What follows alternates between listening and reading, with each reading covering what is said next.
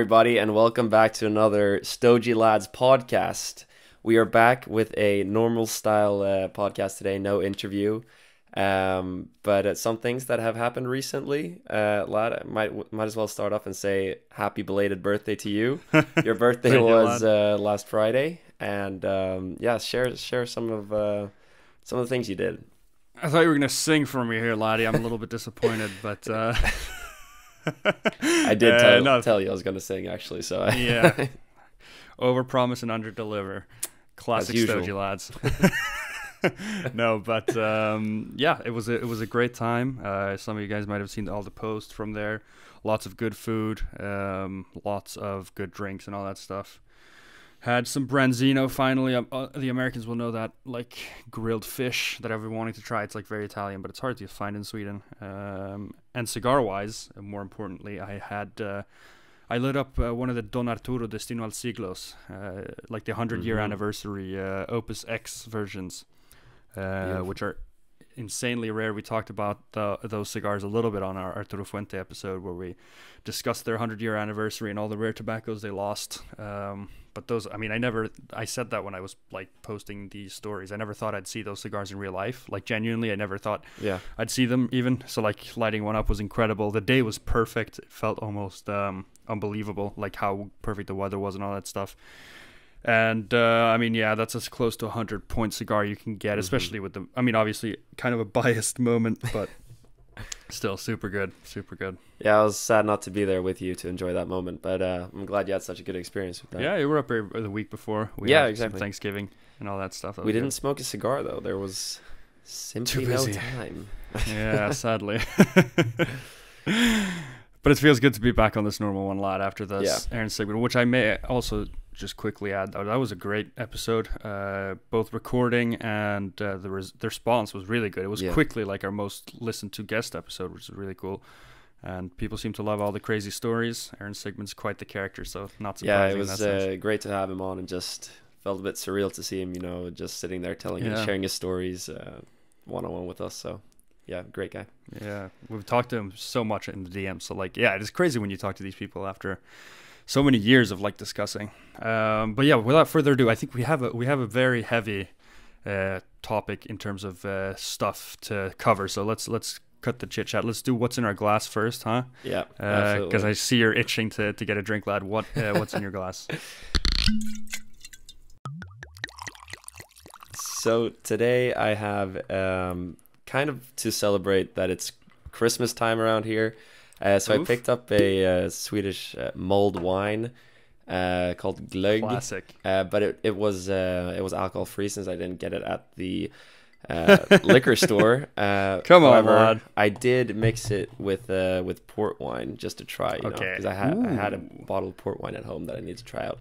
And when I was looking up port wine and mulled wine, I can see if you don't buy the already finished product that is Glögg, like in Sweden, then you can make your own mulled wine by like having port wine, red wine, and then just having the different what's it called? Yeah, I don't know what spices you have in spices, it. Really. But yeah, the different cumin, cloves, star anise, cinnamon, sometimes ginger. Exactly. Yeah. So traditionally you drink this like warm, right? But since I had it with port wine now, I didn't feel like warming it up, so I dropped an ice cube in there instead and mixed it around. But works well. Nice.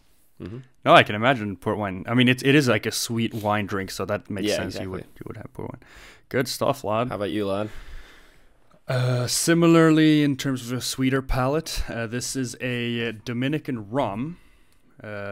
Picked up after the lovely event we had with the Dominican Embassy, where they served these bottles of Barcelo Imperial, which is a great rum. I'm starting to realize that I love Dominican rums. I've sampled quite a few after hanging out with Manny, our Dominican friend here, and I'm realizing I really love the palate of the Dominican. They're very like viscous and heavier on the palate, but this one's only 38% alcohol actually, but it's very heavy on the flavors compared to something like a Cuban wine.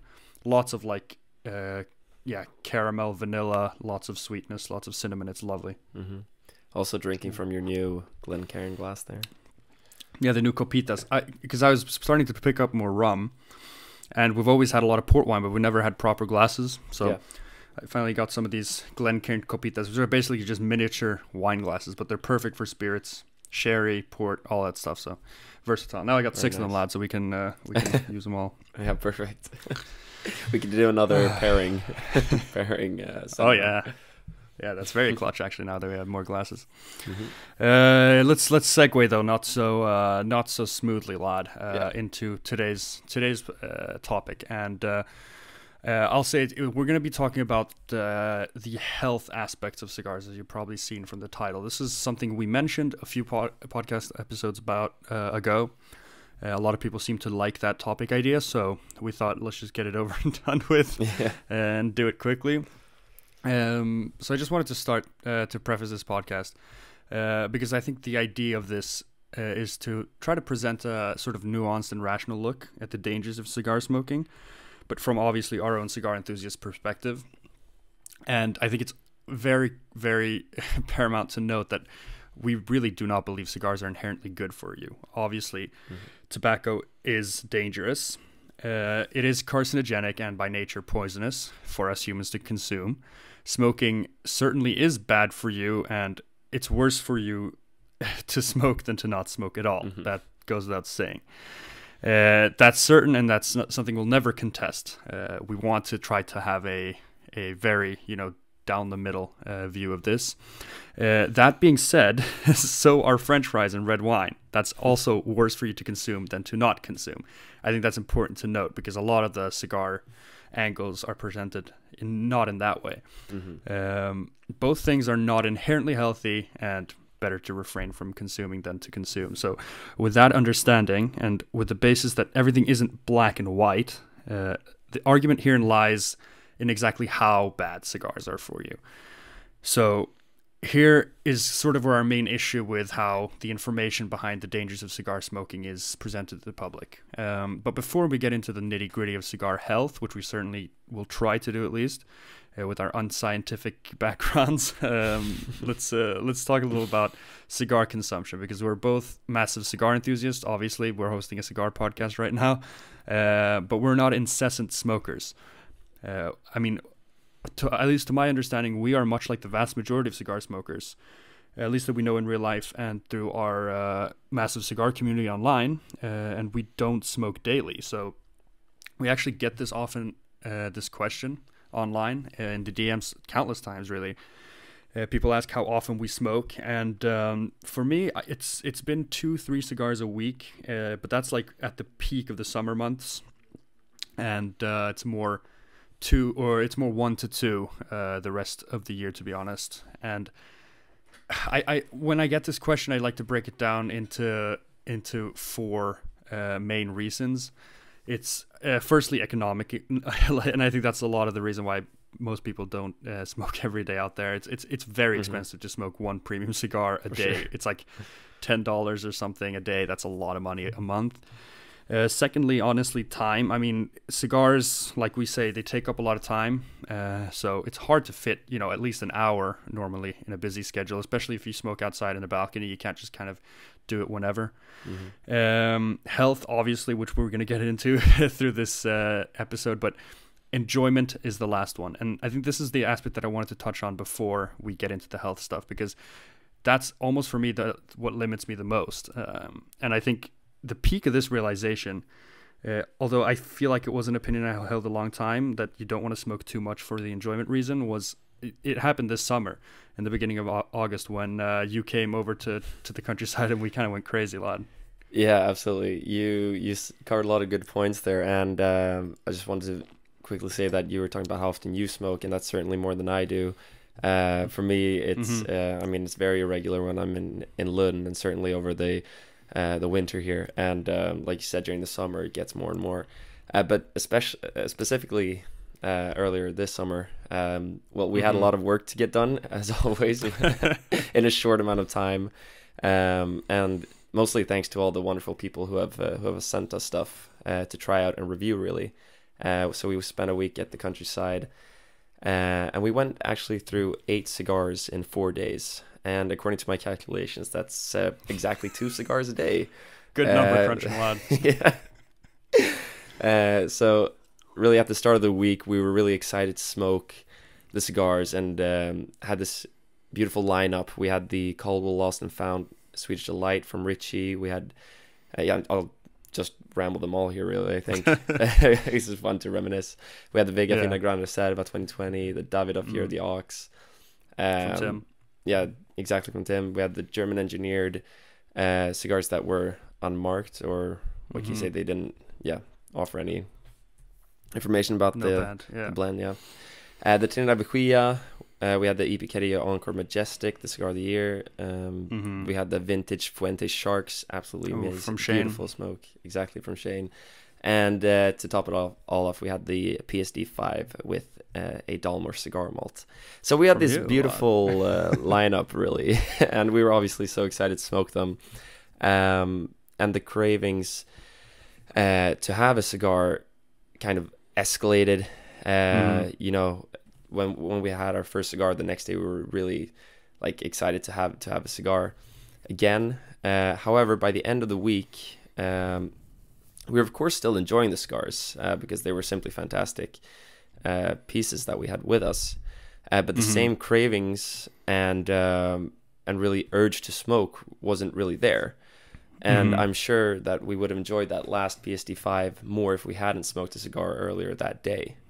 100%. So really the reason for mentioning this isn't necessarily the health aspects that we saw during that week, but how the enjoyment and the anticipation of smoking each cigar kind of panned out and reduced. So to step into a little of your field here, lad, in economics, there's a term called the marginal utility, which relates the increase of consumption of something to the gain satisfaction or pleasure that you get from it. So in this case, it was really made obvious that there was a given consumption of cigars that would have given the highest amount of enjoyment for each smoke, is what we observed. And so I guess the difficult question here is, how much is too much, and what is the right amount of cigars to smoke?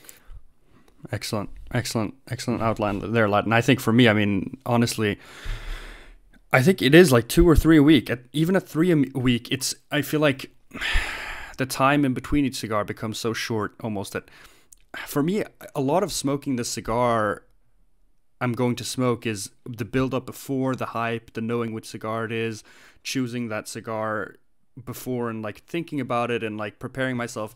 When we were smoking 2 cigars a day, I didn't really have that much time to think about each cigar. Like we smoked a cigar in the afternoon, we did the review, and then there was already another one. And that next cigar, I had barely even had time to think what we were smoking. I mean, we were kind of forgetting. We even wrote a list of what we had to smoke, which is like, I don't know, man. Like that's not the right way of enjoying cigars. What I started to think the whole week really is like, if you're smoking this often, it is 100% a habit. And that is an unhealthy way of consumption. I mean, I don't know. What were your thoughts that week, Claude? Yeah, I was going to say, I don't think that we would have smoked as much if we didn't like, quote unquote, like have to, because of all the things that we wanted to do in that time period. So that's really what I felt that. And I remember just after leaving the summer house and feeling just like, okay, now probably won't have a cigar in a while being like a week later or something like that. No, we had a cigar 4 days later, actually. Yeah, okay, 4 days later. But that was enough to like reset, you know? Yeah, exactly. I mean, from going from 2 a day to not smoking for 4 days. What I kind of felt looking back at it as well, noticeably, is that I remember each experience since we obviously like reviewed them and paid a lot of attention to them, but now looking back, they kind of all sort of mellow together in this one memory fog, memory smoke. And that's not really what you want from a cigar either, of course. 100%, man. All the special part of the cigar smoke, like you say, I mean, I was exactly going to say that same thing. They all become very similar to each other, and you don't think about each individual cigar, and that takes away a lot of the craft and the special part of why cigars are so good. So I think, you know, just on that basis, that I think this is something I wanted to talk about since that week. So I just wanted to mention this before we get into the health thing, because it does get intertwined in a way. You know, don't smoke cigars because of the health reasons.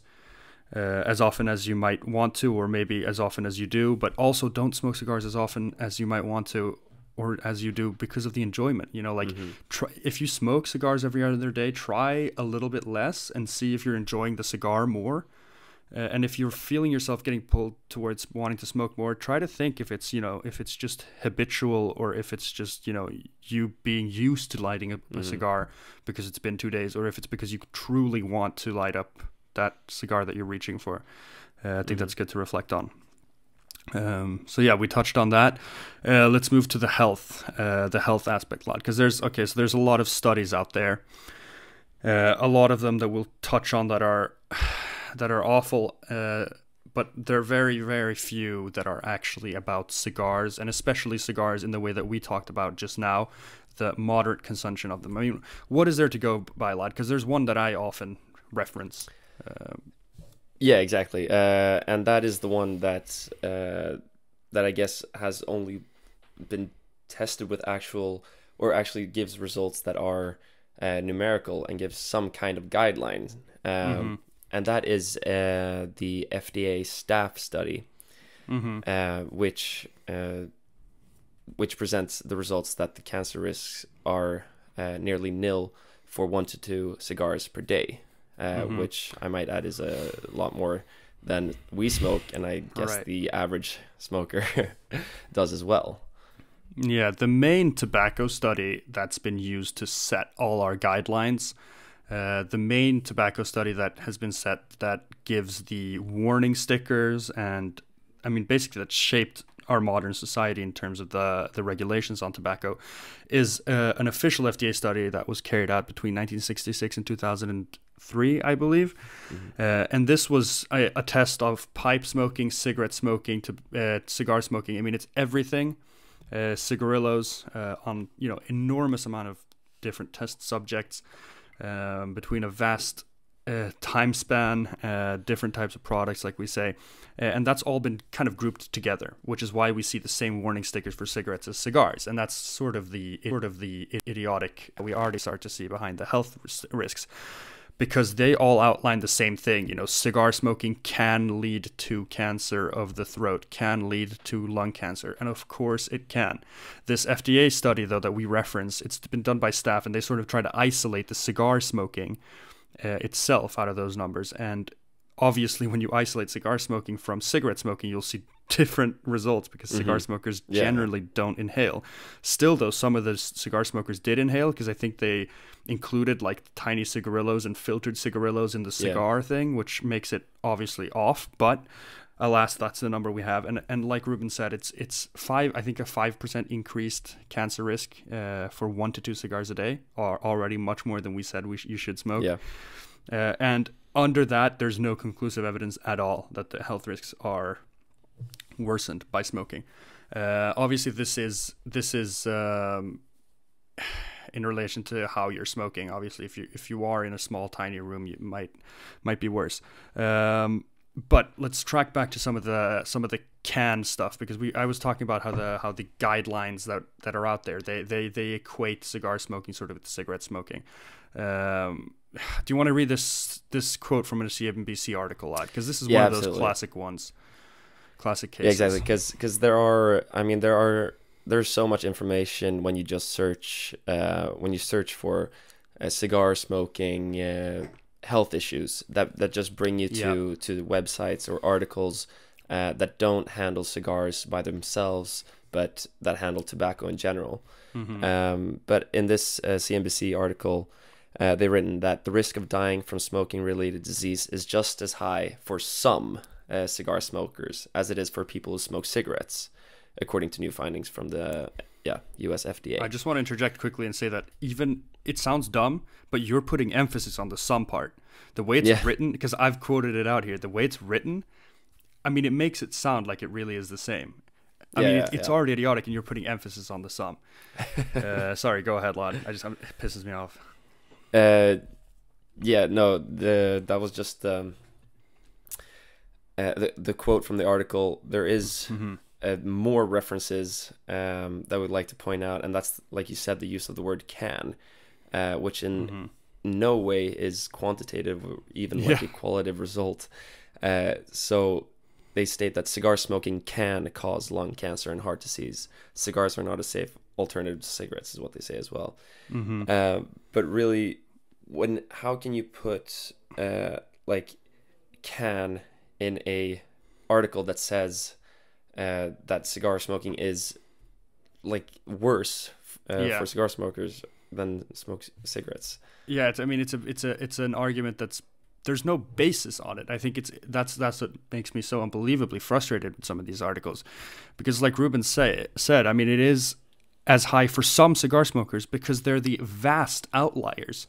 They're the cigar smokers that may be inhaling indoors because they don't know how to actually smoke cigars. So it's misinformation, and I think we don't want to come across as trying to highlight all the wrong, but with my most objective viewpoint of this, there's more wrong than right out there, and I think you can always track back to what's morally right. I think you could, like I prefaced with, cigar smoking is inherently worse for you than not smoking, but does that mean it's morally right to completely misinform people? I mean, you should be able to make your own educated choice. Is kind of my underlying feeling with all this. Absolutely.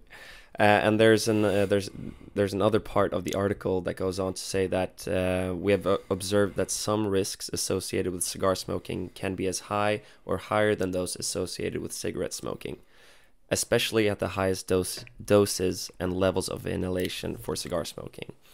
And what this sentence really is saying in their article is that they're not comparing cigar smokers to cigarette smokers. They're comparing how cigar tobacco and cigarettes are combusted. Because when they say that cigar smoking can be as high or higher, what they mean is that like the fermentation process leaves certain nitrates present in the cigar, and when this is combusted, this is more dangerous than the cigarette tobacco. What they're completely not taking into effect really for cigar smokers is how the cigar and how the cigarette are smoked. It's completely different. What this feels like is that they have just like put combusted the cigar tobacco and combusted a cigarette and just forced someone to inhale both and compared the differences, because then of course cigar tobacco is going to be worse. It is like a worse form of smoke, I guess, then in that case. But you're doing it's not relevant with it. It's just not relevant. It's so frustrating. I mean, at the end of the day, this is a huge CNBC article. That's a massive piece of journalistic backing. I mean, CNBC is a huge company, but I think what's also just extremely striking is that the article literally shows zero numbers.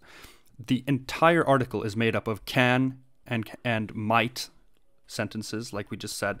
There's no, like Ruben said again, there's no distinction between what you're smoking and how you're smoking, which I think is you have to set parameters, otherwise it's all baseless. Everything is dangerous without parameters, and that's what I'm trying to like kind of circle back to all the time. I mean, it's crazy that you can present an argument like this and not show a single statistic. What are we doing then? It's just guesswork. What kind of journalism is that? How is that serious journalism? I mean, I'm just thinking about imagine reporting on something like the coronavirus with that type of language. I know people are trying to say that there has been similar stuff, but at least most like COVID articles are based with some kind of numbers. You know, like I'm just thinking about presenting a serious topic and not talking about stats. It's absolutely insane. I mean, in the end, the article, CNBC article, it does say that there are limitations. It's trying to present itself as a little bit more moderate. But it basically says that all the smokers in the study from 1966 to 2003, which is like really far back as well, it's basically saying that the main limitations are that all the cigars smoked were the same shape and that all the smokers were white men. I think those are pretty weird things to call limitations, and that's what they present as the main limitations. And then they kind of mention in a sort of, and by the way, all the smokers also smoke huge amounts regularly. So the article doesn't really talk about how, it doesn't say too much about moderated smoking, which is that it kind of drops that in the end as if it's like, oh, also everyone smoked like 10 cigars a day. That's, I mean, pretty goddamn relevant if you're trying to present an argument in any shape or form. Yeah, absolutely. And there's more of that language as well in the commentary that they use, and that I guess here's an example of that that cigar smokers are 4 to 10 times more likely to die from cancers of the mouth, esophagus, and larynx. Blah blah. What we want to point out here is the use of the term cigar smokers, because what does that really entail? There are plenty of people on in the cigar community that call themselves cigar smokers, but they differ so vastly in the amount of cigars they smoke. So what really is a cigar smoker? Is it someone that smokes 5 times a day that fits into this study, or is a cigar smoker someone that can enjoy a cigar like us 2 to 3 times a week at the peak, or even less than that? Yeah, I mean, it's spot on. The whole basis is, I mean, they've chosen to call cigar smokers the people that just happen to smoke the most and show the most dangerous behavior. And I mean, that's kind of weird. You wouldn't call a wine lover a person that drinks 2 bottles a day. That's an alcoholic, right? I mean, why are we making that distinction in that sense? Because it doesn't fit the narrative. What's the whole idea? Very good point. Yeah, keep going on. Yeah, no, but another point of this, I just wanted to see the narrative here. I wanted to quickly just Google some other things that you can see as daily activities that cause cancer, and there you could find sedentary behavior, which means basically sitting still for long periods of time, which a lot of people do in their workspaces. In this article in the New York Times, this sitting for several hours a day causes cancer, and here also words like could are used. And even I remember a few years ago when it surfaced that milk and dairy products was a way to cancer as well. There's 2 sides of that story, and different studies show different results. And the same with alcohol, like you just said, that the large amounts is really the key word there. Even flying in an airplane excessively can cause like cosmic radiation and cancer. So I guess the point here really is not to get you riled up about everything that causes cancer, and that's not the point. But to simply show that many things, when done excessively, can damage your health. And that's one thing that we've outlined here as well, that we don't believe in smoking a lot, whatever a lot you define as, but for us that is several cigars a day. And I guess it's all moderation. Yeah, exactly. Yeah, the whole argument goes back to moderation. I think that's what we're trying to bring it back to. And I think it's weird that the whole line with alcohol, if you're trying to do advertising for alcohol, it's always enjoy moderately or drink in moderation.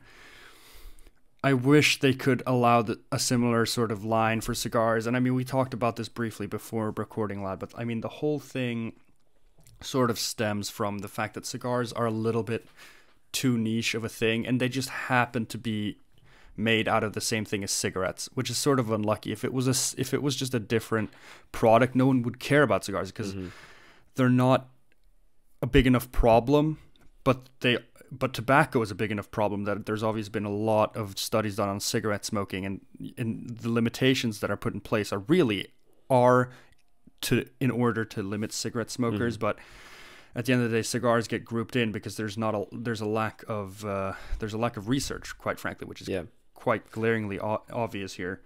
And that's a real shame. Sorry, lad, what you want to say? No, I was just gonna say something that I thought about right now that I researched earlier was that maybe a part of the reason why, like, the American Lung Association or the American Cancer Association and things like that really don't like cigars is because I saw that 50% of the cigars smoked by high schoolers pretty much are flavored cigars, and see that as kind of like a way into the smoking world, and these high schoolers inhaling the smoke from that because well, they're young and they don't know anything about cigars, but the flavored cigars get wrapped into that as well. Yeah, but they are going to get banned in the States, for better or for worse. I know we know a lot of acid lovers. After we did our review on YouTube, there was a lot of people that seem to love acids. Like we know, I mean, it's a huge selling cigar. For us, that's personally not an issue. We don't smoke flavored cigars. I mean, my hope, I never like seeing any type of cigars being banned. My hope is that will lead to maybe a little more leniency towards cigars, that flavored cigar banning will make them back down a little bit. Like you said, maybe they'll relax a little more when they feel like the youth won't be able to smoke cigars. Because I think they're right in a way. I mean, no high schoolers buying a Fuente, high schoolers buying a Davidoff. So perhaps when they feel like they've banned flavored cigars, they can back off a little bit. I mean, I wanted to continue with just pointing out some glaring issues, because I think a lot of people even people that smoke cigars talk to me about these kinds of things. There's this one line especially, and I've even heard relatives and family members and family friends bring this up when they ask about cigars, because there's a lack of knowledge about nicotine, and there's a lack of knowledge about cigars in general. But this is one of those lines where there is enormous misinterpretation and misrepresentation of facts. I mean, it's everyone's probably heard this. A single full-size cigar can contain nearly as much nicotine as again, nearly. There's two very weird qualifiers there. A single full-size cigar can contain nearly as much nicotine as does a pack of cigarettes. If you inhale cigar smoke, you can get as much nicotine as if you smoked cigarettes. That is an idiotic line, and it's an idiotic line on so many levels. First and foremost, it doesn't matter how much nicotine it contains, because you're not inhaling, so you're not absorbing nicotine in the same way. So that's already a moot point there. Then they say, if you inhale cigar smoke, which is, again, just a weird thing to say, because people don't inhale cigar smoke in general. That's like saying a bottle of wine can contain as much as 5 or 10 beers worth of alcohol, whatever. If you chug the entire bottle of wine, you can get alcohol poisoning. Why put it on there? No one does that. You know what I mean? Yeah, it's just not a relevant statistic whatsoever. It frustrates me so much. Yeah, you can get as much nicotine as if you smoked cigarettes. I think this was one of the first. Things I heard about cigars, or read about cigars, when we looked into it, like way back before we turned 18 and stuff like that. This was one of the facts presented, and I remember just getting this image in my head of smoking like a pack of cigarettes in one go. It's so effective. Yeah. effective image. Yeah, exactly. And it's just, now when you're smoking cigars, you're so far away from that it's crazy. And moving on to another sort of misleading. I think this is a lot of fun to just point out how misleading these are when presenting the argument. Another fantastic line here. From the cancer.org, the Cancer Society. They claim both cigarettes and cigars contain tobacco. A main difference is that a cigar is wrapped in a tobacco leaf, but cigarettes are wrapped in paper. Cigars tend to be unfiltered, while most cigarettes have filtered ends. Cigars are usually bigger and thicker than cigarettes and last longer and contain more tobacco.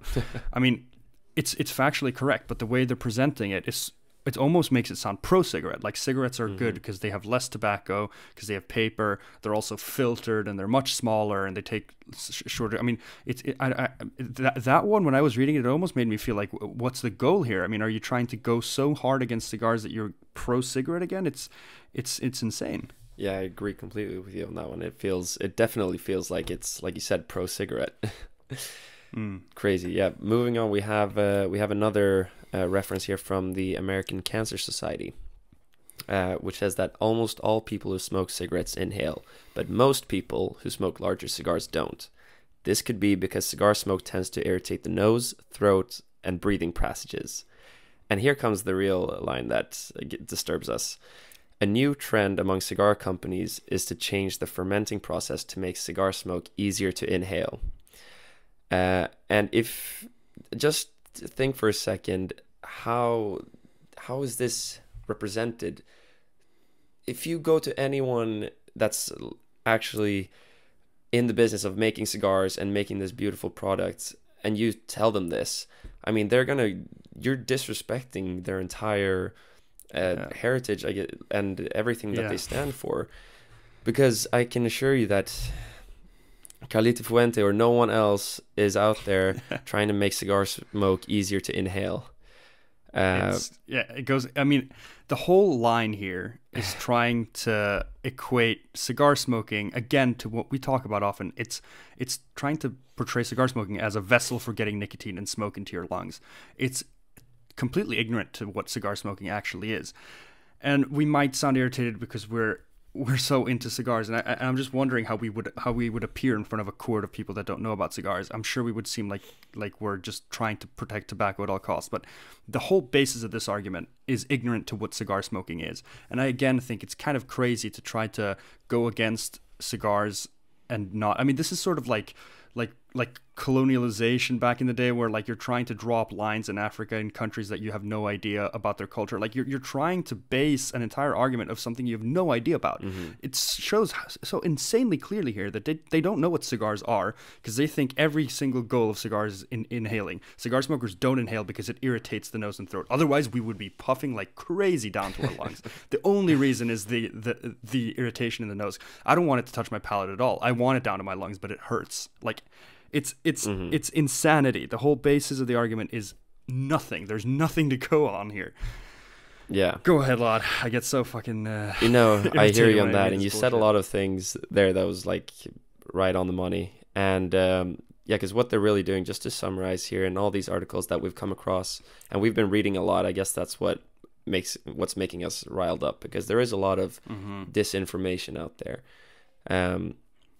And what they're doing is just not comparing cigar smokers to cigarette smokers, but comparing the combustion of tobacco together into one health effect, and not into regard of what you're inhaling or what you're doing with that smoke. And I guess I see the reason maybe in the way their studies are conducted, because I guess it is difficult to measure since cigar smokers have such different ways of smoking, then you're not getting the same results maybe. But what you can measure is the carcinogenic chemicals that are released when burning tobacco. So I feel like that is just an easier solution to measure them, really. Yeah, and like we say, I mean, there's no interest in actually measuring cigars. I think we would get very clear results if there was a study done for 40 years on cigar smokers like us. I think the results would be very clear. They wouldn't fit their narrative, I don't think. I think they would probably be close to that FDA study that we have referenced. It's important to state that FDA study is closer than these cigarette studies that I like to call them, because they are cigarette studies that people are equating to cigars. It's closer. It's probably not 100% true, because basically they had to take more isolated studies. They had to try to single out the cigar numbers, and they were obviously much less than a real study if you just focused on cigar smokers. But I think they're definitely closer. Like you said, I mean, that was a really good sort of conclusion on these articles. Another conclusion, I think, is the fact that every single one of these articles, and actually literally every one of them that I read leading up to this podcast, they did mention the fact that there's no evidence as to what effects occasional cigar smoking has. And I'm glad they at least have the courtesy to mention that, but they do it in the end. It's sometimes hard to find.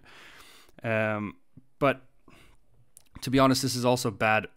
I mean, because they leave this at the very end, like I said, after blasting all these misleading facts. We know most people don't read the whole article, but that's another issue.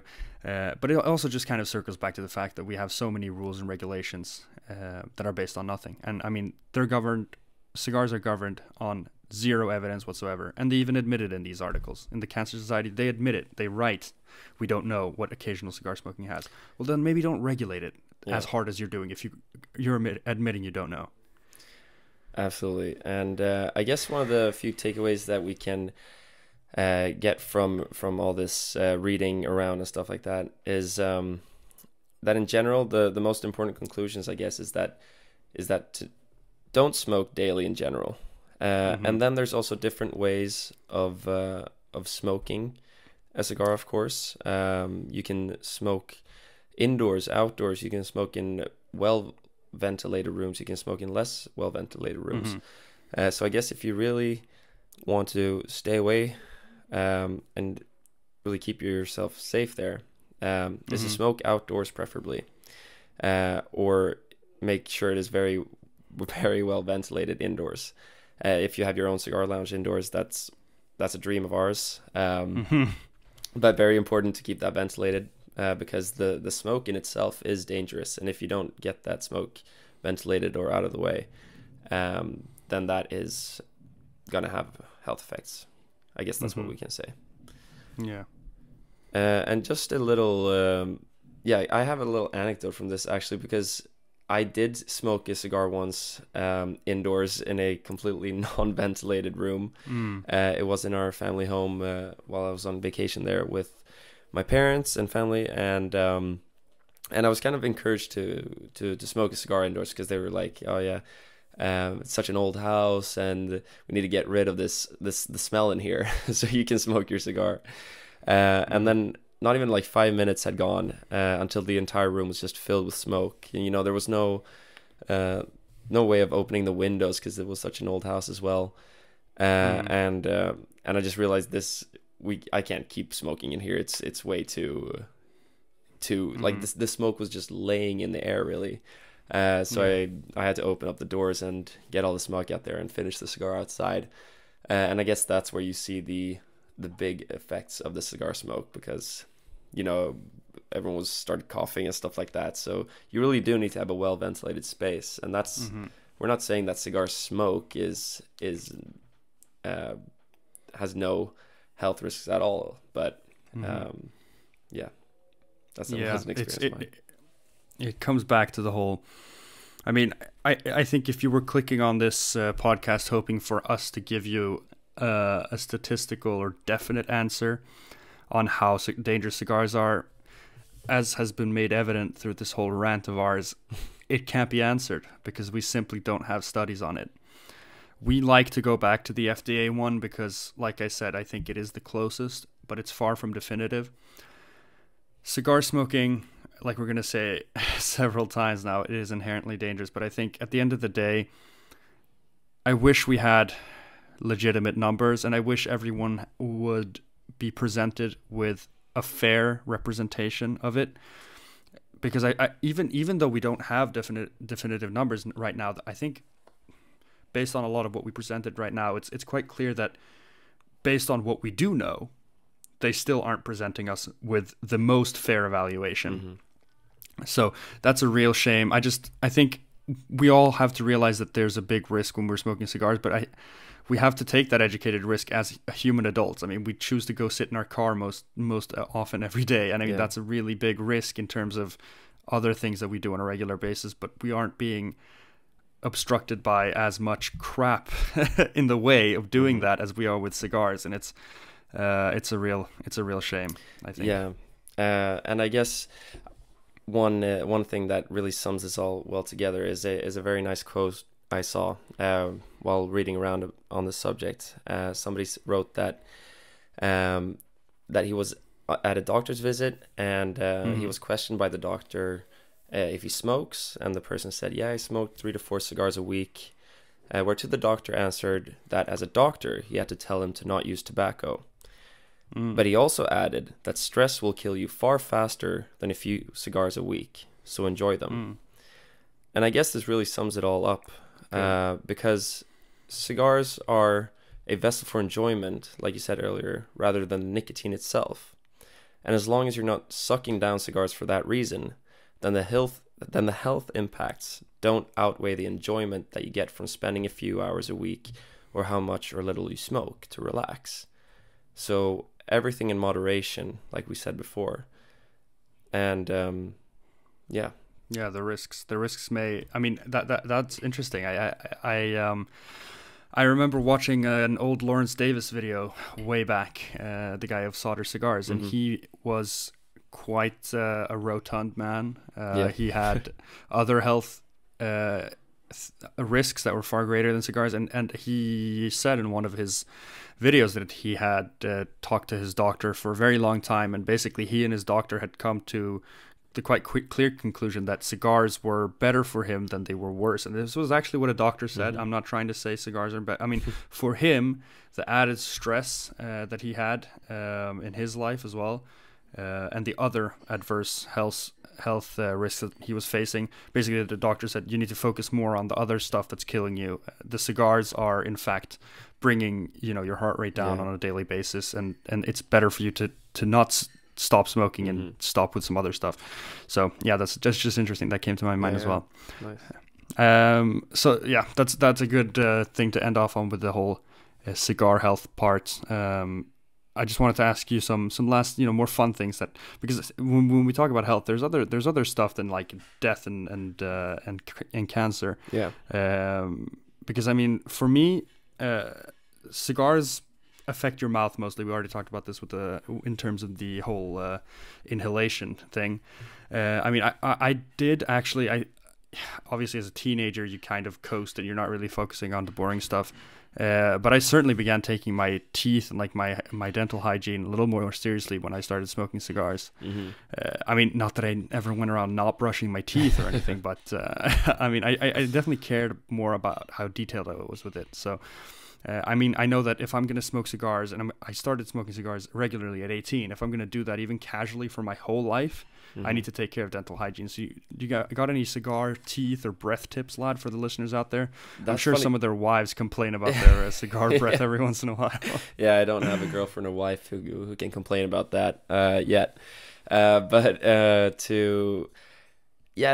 this is funny because I don't think we've ever discussed like tips for like between you and us. We've discussed most things that we talk about in our podcast, but not dental hygiene tips. But I do know that I've like gotten from my dentist, who's asked me about if I smoke or if I snus, which is this the Swedish tobacco pouch that you put under your lip, which I do take occasionally. And I must admit that part as well, because that part is more evident to me that it's affecting my mouth, since it's literally tobacco sitting in my mouth, under my lips. So that that has definitely, I think, put a higher discipline on my dental hygiene as well. But it's not really something that I focus too much on, or even have like looked into specific products for smokers, since I don't see myself as a smoker. But I know that there are certain toothpastes and stuff out there that are made specifically for people who smoke a lot, but I don't think that's very necessary maybe for cigar smokers, probably cigarette smokers firsthand. But I did have to look it up a little bit, like what should you look out for if you smoke regularly. And I mean, besides those specific products, I don't think it's a bad idea to have like a regular checkup by yourself in your mouth, because it's something that we don't notice. Like with our skin, you can notice irregularities and stuff like that, but you never really look into your mouth. So if you smoke a lot, that's something that opened my eyes, is like looking for lumps or swelling and stuff like that, but not something that I do regularly. How about you, lad? You got anything for me? No, I mean, not really, to be honest. I think for us, I just wanted to know if there's anything you had. That's interesting. I hadn't thought about the mouth thing. That's good to know. I mean, we haven't smoked for that long, but people that have smoked for a long time. I mean, as with all diseases and cancer, like catching it earlier can be very important. So exactly. That's good. No, but not really. I mean, mouthwash after, if I've had a cigar and I know that I'm doing something more formal, I'll do like mouthwash and be more serious with that, and change clothes sometimes, because it might smell. Yeah, true. But maybe not wear materials that attract a lot of smoke when smoke. True. Certainly indoors, it'll sit. Very true. Indoors you stink. Yeah. That's good, lad. I think that was a great episode. I mean, we got passionate on this for sure.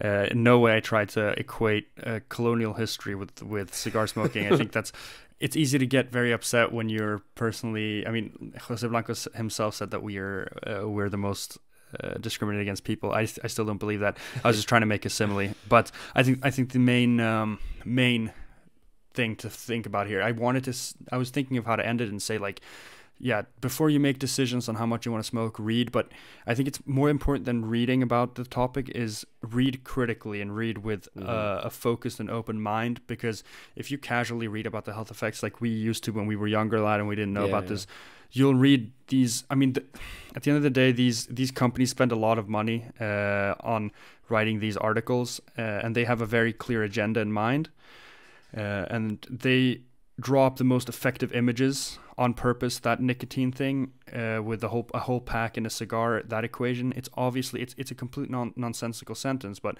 it's a very, very effective image, like I said. So if you're reading, make sure you check where the sources are. That's always super important. But like, yeah, try to get as balanced of a view as possible, because it's easy to fall. I mean, I was getting scared with some of the stuff I was reading with researching this, if I weren't really critical of it. So yeah, for sure. Look out for what you're reading.